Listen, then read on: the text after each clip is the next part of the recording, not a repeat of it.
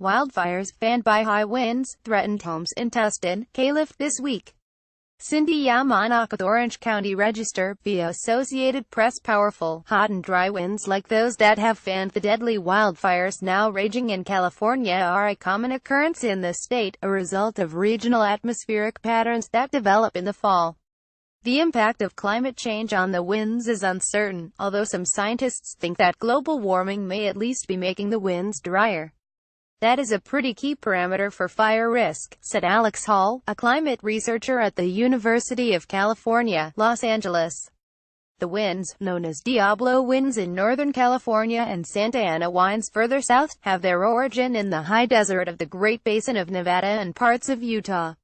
High-pressure air that builds over that region flows toward lower-pressure air over California and the coast. Along the way, the air descends to lower elevations, which causes it to compress and become hotter and drier. The air picks up speed as it descends and funnels through canyons or across peaks that are lower than their neighbors. The wind is seeking the path of least resistance to lower pressure, Dr. Hall said. That tends to be where there are gaps in the topography.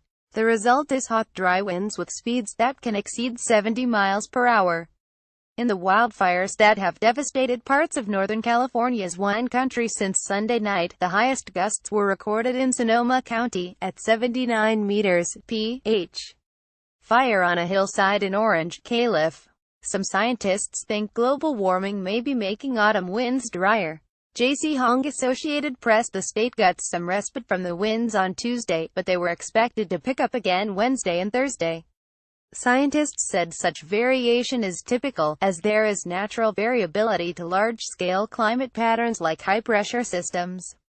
If the high pressure over the Great Basin moves eastward, for example, the air will be less likely to flow westward, and that may allow cooler, gentler winds to move into California from offshore. But there is also a day-night pattern to the winds.